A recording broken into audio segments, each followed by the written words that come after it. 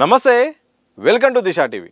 తెలంగాణ రాష్ట్రంలో మున్సిపల్ ఎన్నికల పోలింగ్ ముగియగా ఇప్పుడు అందరి దృష్టి ఫలితాల మీద పడింది. ఈ నేపథ్యంలో విజయంపై ప్రధాన పార్టీలైన కాంగ్రెస్, బీఆర్ఎస్, బీజేపీ ఎవరికి వారు ధీమా వ్యక్తం చేస్తున్నారు. కార్పొరేషన్లను క్లీన్ స్వీప్ చేయడంతో పాటు 100కు పైగా మున్సిపాలిటీలో విజయం సాధిస్తామని హస్తం లీడర్లు లెక్కలేసుకుంటున్నారు. అన్ని మున్సిపాలిటీలో గట్టి పోటీ ఇచ్చామని చెప్తున్న బీఆర్ఎస్ కనీసం 30 చోట్ల గులాబీ జెండా ఎగురవేస్తామని భావిస్తున్నది. ఈసారి ఉత్తర తెలంగాణపై స్పెషల్ ఫోకస్ పెట్టిన కమలం పార్టీ 2 నగరపాలక సంస్థలతో పాటు 15 పురపాలక సంస్థలను సొంతం చేసుకుంటామని విశ్వాసం వ్యక్తం చేస్తున్నది. ఇక తెలంగాణ రాష్ట్ర వ్యాప్తంగా 116 మున్సిపాలిటీలు, 7 కార్పొరేషన్లకు ఎన్నికలు జరగగా మెజారిటీ వార్డులు, డివిజన్లలో త్రిముఖ పోటీ కనిపించింది. ఇందులో మెజారిటీ ఓట్లు తమకే వచ్చాయని కాంగ్రెస్ చెబుతున్నది. పోలింగ్ ముగిసిన తర్వాత మంత్రులు, ఎమ్మెల్యేలు తమ ఏరియాలో జరిగిన ఓటింగ్ సరళిపై ఆరా తీశారు. వార్డుల వారీగా లెక్కలు తీసి మెజారిటీ స్థానాల్లో విజయం సాధిస్తామనే నిర్ణయానికి వచ్చారు. 100 మున్సిపాలిటీలు, 7 కార్పొరేషన్లలో విజయం సాధిస్తామని వారు భరోసా వ్యక్తం చేస్తున్నారు. బీఆర్ఎస్కు పట్టున్న జిల్లాల్లోని మున్సిపాలిటీలో సైతం కాంగ్రెస్ జెండా ఎగరేస్తామని చెబుతున్నారు. బీజేపీ ఎమ్మెల్యేలు ప్రాతినిధ్యం వహిస్తున్న నియోజకవర్గాల్లోని పట్టణాలు సైతం తమ ఖాతాలో చేరుతాయని ధీమాగా ఉన్నారు. ఇక మున్సిపాలిటీలో చైర్మన్ పదవులు దక్కించుకోవడం కంటే ఓటింగ్ శాతం పెంచుకోవడంపైనే ఈసారి బీఆర్ఎస్ ఫోకస్ పెట్టినట్టు కనిపించింది.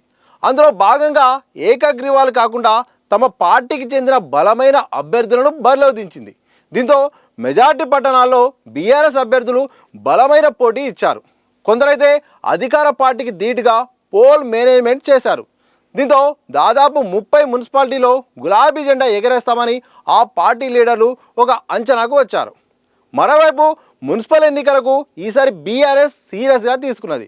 ఉత్తర తెలంగాణలో మెజార్టీ ఎమ్మెల్యేలు, ఎంపీలు ఉండడంతో ఆ ఏరియాలోని మున్సిపాలిటీలపై ప్రధానంగా ఫోకస్ పెట్టింది. కాంగ్రెస్, బీఆర్ఎస్ అభ్యర్థులకు సమానంగా ప్రచార తీరు, పోల్ మేనేజ్మెంట్ వ్యూహాలను అమలు చేసింది. దీంతో నిజామాబాద్, కరీంనగర్ కార్పొరేషన్లలో మేయర్ పదవిని సొంతం చేసుకునేందుకు కావాల్సిన మెజార్టీ వస్తుందనే ధీమా ఆ పార్టీ కేడర్లో కనిపిస్తున్నది. అలాగే ఉత్తర తెలంగాణలోని 15 మున్సిపాలిటీల చైర్మన్ పదవులను సొంతం చేసుకుంటామని కమలం నేతలు లెక్కలేసుకుంటున్నారు. ఇలా ప్రధాన పార్టీలు అయితే మాత్రం ఎప్పుడు లేని విధంగా ఈసారి తెలంగాణ రాష్ట్రంలో జరిగిన మున్సిపల్ ఎన్నికల్లో మాత్రం సీరియస్గా తీసుకున్నది. ప్రచారం వ్యూహాలు కూడా అమలు చేసింది. నాయకుల పట్ల ఒక్కొక్కరు కూడా బాధ్యతలు తీసుకున్నారు. పార్టీ పరంగా కూడా కమిటీలు ఏర్పాటు చేసుకుని బలమైన ఓట్ బ్యాంక్ ఈసారి సాధించాల్సిందే. అధికార పార్టీకి ధీటుగా వ్యవహరించాలని ఇటు బీఆర్ఎస్, బీజేపీ వేసుకుంటే మాత్రం మెజారిటీ సీట్లు మనకే దక్కించుకోవాలి. 80% కూడా మొత్తం స్థానాలు కూడా దక్కించుకొని అధికార పార్టీకి వైపే ప్రజలున్నారని కూడా కాంగ్రెస్ అయితే మాత్రం ఏ అవకాశాన్ని వదిలిపెట్టలేదు. ఇక పోల్ మేనేజ్మెంట్ పైన కూడా ప్రధానంగా దృష్టి పెట్టింది. స్వతగా అధికార పార్టీ కావడంతో గత ఎన్నికల్లో వచ్చిన ఫలితాల మాదిరిగానే మెజారిటీ సీట్లు ఇక స్థానిక ఎన్నికల్లో భాగంగా ఆ పార్టీకి వస్తాయని కూడా ఒక అంచనాకైతే వచ్చాయి. మొత్తానికి పోలింగ్ ముగిసింది. ఇటు బీజేపీ తరపు నుండి అయితే మాత్రం ఈసారి ఎమ్మెల్యేలు, ఎంపీలు తమ ప్రాతినిధ్యం వహిస్తున్న నియోజకవర్గాల్లో మెజారిటీ స్థానాలు కైవసం చేసుకోవాలని మాత్రం టార్గెట్గా పెట్టుకున్నారు. ప్రధానంగా ఎంపీల విషయానికి వస్తే మాత్రం ముందుగా 2 కార్పొరేషన్లపైనే దృష్టి కూడా ఉన్నది. ఒకటి కరీంనగర్ కార్పొరేషన్ మీద, మరొకటి నిజామాబాద్ కార్పొరేషన్ మీద. ఎట్టి పరిస్థితుల్లోనూ ఇటు బండి సంజయ్ అయితే మాత్రం కేంద్ర మంత్రిగా అక్కడ కరీంనగర్లో ఈసారి అయితే మాత్రం మేయర్ స్థానం ఈసారి బీజేపీ కైవసం చేసుకోవాలి. ఆ రకంగా కార్పొరేషన్ కైవసం చేసుకోవడానికి వ్యూహాలు, ప్రచారాలు అన్ని రకాలుగా ప్రయత్నాలు అయితే చేశారు.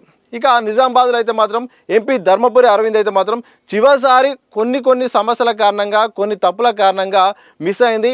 ఈసారి అయితే మాత్రం నిజామాబాద్లో కమలం జెండా ఎగరబోతుంది. ఈసారి కార్పొరేషన్ మాదే అంటూ కూడా ఆయన పూర్తి స్థాయిలో, క్షేత్రస్థాయిలో అక్కడే ఉండి అభ్యర్థుల ఎంపిక, ప్రచారము, పోల్ మేనేజ్మెంట్ ప్రతి ఒక్కదాన్ని కూడా ఆయన మీదేసుకొని కూడా చేసుకున్నారు.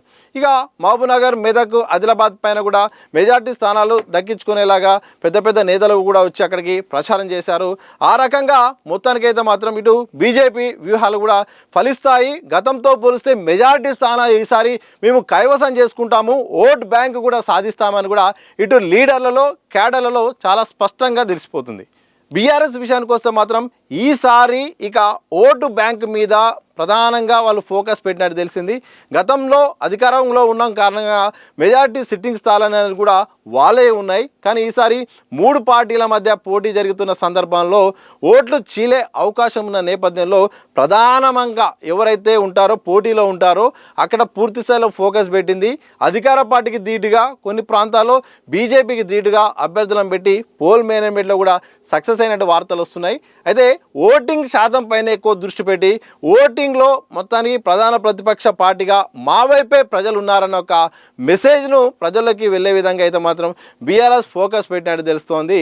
ఇక అధికార పార్టీ విషయానికి వస్తే మాత్రం మొత్తం స్థానాల్లో 80 నుండి 90 స్థానాలు మాకే దొక్కుతాయి, మొత్తం ప్రజలంతా కూడా వన్ సైడ్గా మా వైపే ఉన్నారనే ఒక ధీమాతో కనిపిస్తుంది. ఎమ్మెల్యేలో ఎంపీలో కూడా కనిపిస్తుంది. ప్రధానంగా మంత్రులకి ఈసారి బాధ్యతలు ఇచ్చారు. తమ నియోజకవర్గాలతో పాటు ఇన్ఛార్జ్గా ఉన్న ప్రాంతాల్లో కూడా వాళ్ళకు బాధ్యత ఇవ్వడంతో వాళ్ళ పర్ఫార్మెన్స్కు ఇది ఒక గీటు రాయిగా అంటూ ఒక టార్గెట్ పెట్టడంతో మంత్రులు కూడా ఈసారి సీరియస్ అయ్యారు. దీంతో అధికార పార్టీకి అనుకూలంగా మెజారిటీ ఫలితాలు వస్తాయని కూడా సొంత పార్టీలోనూ రాజకీయ విశ్లేషకుల్లోనూ కనిపిస్తూ ఉంది. అది తెలియాల్సిన అవసరం అయితే ఉంది. ఇక పోలింగ్ ముగిసిందో లేదో ఇక దానికి సంబంధించిన ఎవరైతే ఈ సర్వే సంబంధించిన ఏజెన్సీలు ఉన్నాయో వాళ్ళ రిపోర్ట్లు కూడా ఒక్కొక్కటి కూడా బయటకు వచ్చాయి. మెజారిటీ కనుక చూస్తే మాత్రం అధికార కాంగ్రెస్ పార్టీదే హవా అంటూ కూడా ఇటు పీపుల్స్ పల్స్ అవుతుంది, దాంతోపాటు సిప్యాక్ సంబంధించింది అవుతుంది. ఇలా కొన్ని సర్వేలు కూడా బయటకు వచ్చాయి. దాంట్లో అధికార పార్టీకి ఎక్కువగా కూడా ఎడ్జ్ వచ్చినట్టయితే కనిపిస్తోంది. ఇక కార్పొరేషన్ విషయంలో మాత్రం 7 కార్పొరేషన్లలో మాత్రం 5 కాంగ్రెస్ కైవసం చేసుకుంటుందన్నట్టు కూడా కనిపిస్తూ ఉంది. ఇక సెకండ్ ప్లేస్లో ఇటు బీజేపీ వర్సెస్ బీఆర్ఎస్గా కనిపిస్తూ ఉంది. ప్రధానంగా బీఆర్ఎస్ సెకండరీలో ఒక దగ్గరకు వచ్చింది. ఒక సర్వేలో మాత్రం ఎక్కువగా బీజేపీకి ఇచ్చే ప్రయత్నం చేశారు. ఇలా ప్రతిపక్షాల మధ్య రెండింటి మధ్య పోటీ ఉంది. ఇక మెజారిటీ స్థానాలను కూడా కాంగ్రెస్కే మున్సిపాలిటీలు కార్పొరేషన్లు కూడా ఎక్కువగా కూడా మున్సిపల్ ఎన్నికల్లో అధికార పార్టీకి అనుకూలంగా రిజల్ట్స్ వచ్చే అవకాశం ఉన్నట్టు కూడా కొన్ని పోల్స్ అయితే మాత్రం ఇక ఎగ్జిట్ పోల్స్ కూడా వచ్చాయి. ఇంకా మరిన్ని కూడా రావాల్సిన అవసరం అయితే ఉంది. ఒక్కొక్కటి ఒక రకంగా ఉన్నప్పుడు కూడా అధికార పార్టీకి ఎడ్జ్ ఇచ్చే ప్రయత్నం అయితే చేశాయి. సో ప్రచార తీరు ఈసారి ఎప్పుడు లేని విధంగా సాగింది. నేతల మధ్య సీఎం స్థాయిలో ఉన్న వ్యక్తులు అలాగే మాజీ మంత్రులు ఒకరిపై ఒకరు ఆరోపణలు చేసుకోవడం, ఓ సమయంలో ఇక బూతులు కూడా రాజకీయాల్లో ప్రచారాస్త్రాలుగా మారిపోయాయి. ఇక అలాంటి పరిస్థితి ఈసారి కనిపించింది. దీంతో ఇక దీని పెద్ద ఎత్తున ఈ ఎన్నికలకు ప్రచారం జరిగింది. పోలింగ్ రోజు కూడా ఘర్షణ వాతావరణం కనిపించింది. ప్రధానంగా పోలీసులు వర్సెస్ రాజకీయ నాయకులు అన్నట్టుగా కూడా ఒకరికి కనిపించింది. ఇక జగ్గారెడ్డి సంబంధించిన అంశాలు అయితేంది, అలాగే ఎంపీ ధర్మపురి అరవింద్ అయితే మాత్రం అక్కడ వాగ్వాదం చేయడం, ఇలాంటి సందర్భాలు కూడా నిన్న మొత్తం సోషల్ మీడియా వైరల్గా మారాయి. వాళ్ళపై కూడా కేసులు నమోదు చేసే దిశగా అధికారులు కూడా అడుగులేస్తున్నారు.